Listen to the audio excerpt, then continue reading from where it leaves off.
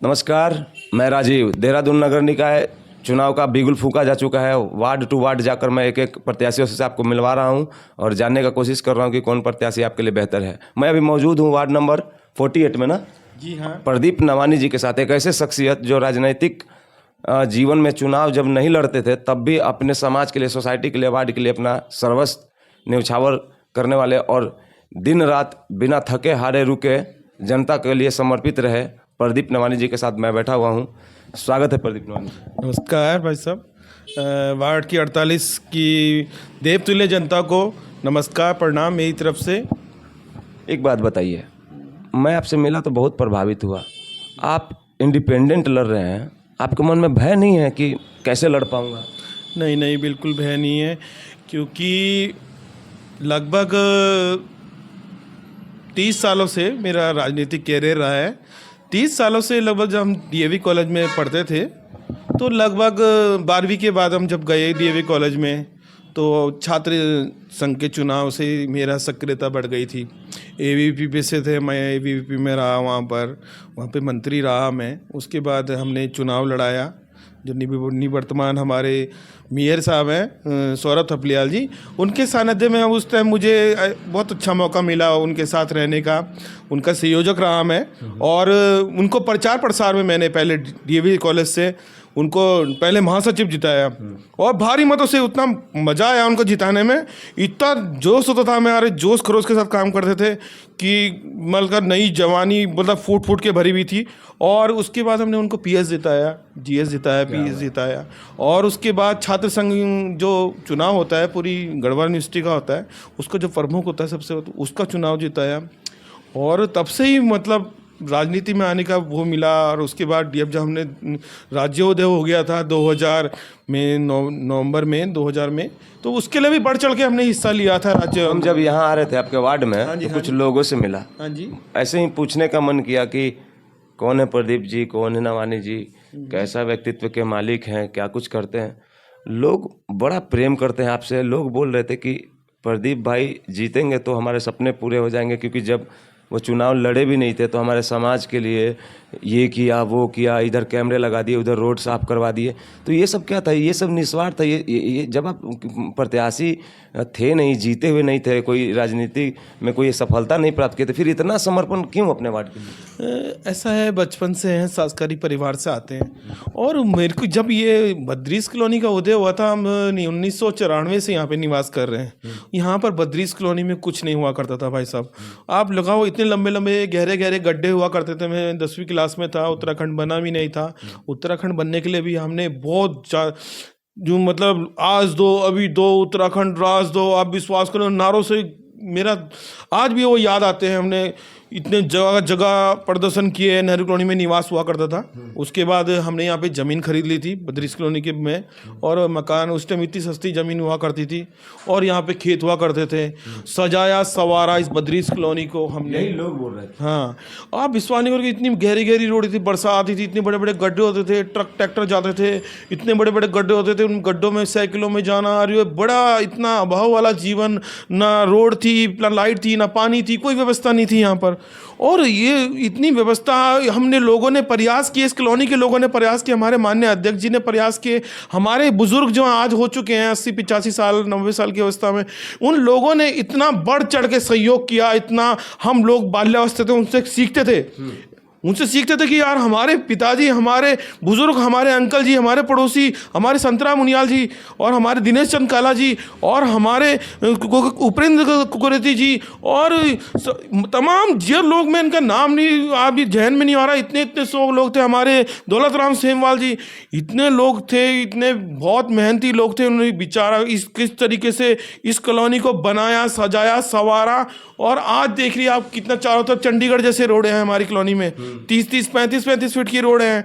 और सफाई व्यवस्था देखिए आप, कोई भी आप आ रहे होंगे तो आपने देखा होगा कि क्या सफाई व्यवस्था है। हर जगह बिल्कुल तरीके से चल रहा है, कोई घिच पिच नहीं है, कुछ नहीं है। जो आप मतलब जो खुद से लेके चले जाते हैं ऊपर, मतलब बड़े बड़े कार्यालय में पदाधिकारियों के पास कि मेरे वार्ड में ये दिक्कत है, तो ये तो आप जीते भी नहीं है, फिर ये क्यों करते हैं? देश सेवा का भाव है, वो नरेंद्र मोदी जी मेरे आदर्श हैं। और हम पहले से एक अच्छी पार्टी से जुड़े थे। हाँ, और अब निर्दलीय के रूप में प्रत्याशी के रूप में बढ़ा है, कुछ कारणवश मेरा नहीं हो पाया, वो सौभाग्य से तो। लेकिन क्षेत्र की जनता मुझसे बहुत प्यार करती है, क्षेत्र की जनता मुझसे कहती है नवानी जी नहीं हम आपके साथ हैं, आपके साथ अन्याय हुआ है, यह अन्याय हम बर्दाश्त नहीं करेंगे, आपके साथ पूरी कॉलोनी है। उनको दुख है इस बात का? बहुत दुख है, बहुत दुख है, और कोई नहीं, उस दुख को निवारण किया जाएगा। और क्षेत्र की जनता का सहयोग जो है उससे मैं बहुत खुश हूँ। क्षेत्र की जनता सब बोल रही है कि जो वार्ड का प्रत्याशी है वो ईमानदार होना चाहिए, सबसे बड़ा ईमानदार, उसके अंदर कोई पढ़ा लिखा ईमानदार और कोई गलत काम आपराधिक घटना में ना हो, उसका इतिहास सही हो, है ना। ये नहीं कि कहीं जंगल घिरवा दिए, कहीं नदियाँ घिरवा दी, बस्ती घिरवा दी, ऐसे नहीं होना चाहिए। साफ सुथरी छवि का होना चाहिए और उसको काम करना है। कॉलोनी के लिए सफाई व्यवस्था मुख्यतः होती है। अब कोई झाड़ू वाला नहीं आता तो कभी झाड़ू वाला नहीं आता, कभी देखो कूड़े की गाड़ी नहीं आती, कभी पानी की समस्याएं होती हैं, कभी बिजली की समस्याएं होती हैं, अनेकों समस्याएं होती हैं। वार्ड में क्या है, ये नगर निगम से जुड़ी हुई समस्याएं, उनका ध्यान रखना है। आजकल तो लोग प्रदीप भाई दूसरे तरीके से भी वोटिंग करते हैं और आप गलत तरीके से पैसा खर्च नहीं करोगे, उस तरीके से वोटिंग नहीं खरीदोगे, आप ईमानदार छवि के हो,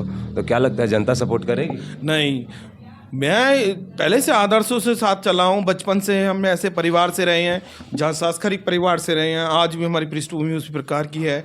हम इस चीज़ के खिलाफ हैं।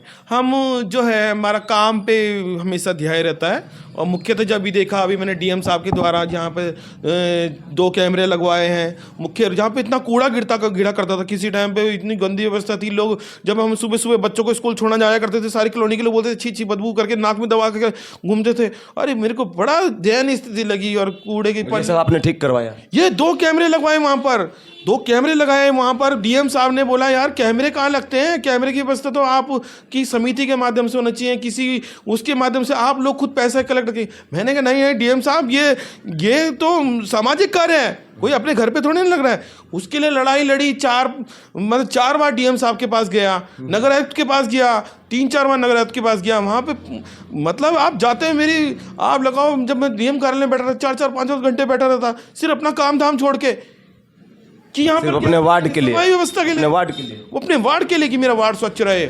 और ये लगा ली सफाई व्यवस्था। आप देखिए, आप रोड का चकाचक। आप बिना जीते हुए इतना समर्पित रहे, इतना कार्य किया, जीतेंगे तो क्या क्या करेंगे? जीत के मेरी बहुत सारी योजनाएं हैं। इस कॉलोनी को स्वच्छ बनाने का तो मेरा अभियान है ही, और इसके बाद बहुत सारी योजनाएं हैं कि इस कॉलोनी को विधिवत रूप से जो है रोड, पानी, लाइट, बिजली, नालियाँ दुरुस्त हों हमारी, है ना। और नालियाँ अभी हमारी लगभग पूरी इनकम्प्लीट हैं, अभी नालियाँ नहीं बनी हैं। मुझे प्रत्येक वार्ड, ये अपने वार्ड में जो नालियाँ हैं, ये सुचारू रूप से पानी जो है इसका निवारण होना चाहिए। जो खाला कहते हैं हमारे यहाँ, ये खाले में चले जाए पानी, और ये बिल्कुल रोडों पे, उस रोड जब पानी नहीं, जहाँ सूखा है, जब वो रोड पे आता है तो रोड भी तोड़ता है, उसका भी नुकसान करता है। हाँ, रोड कट जाती है। मेरी मुख्यतः यह है कि सारी जगह रोड है, सफाई व्यवस्था है, पानी की व्यवस्था है, लाइट की व्यवस्था है। प्रदेश की जनता में लगभग वार्ड 48 में 6500 6500 के आसपास वोट है।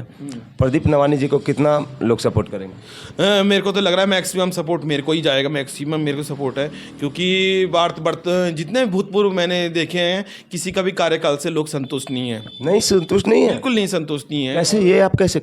मैं इसलिए कह सकता हूँ कि जो भी पुराने भी जितने भी रहे, वो जीतने के बाद ये गायब हो जाते हैं, दिखते नहीं है। सभी के बाद गायब। इतिहास, हाँ 20 साल का इतिहास है, दिखते नहीं है, बिल्कुल गायब।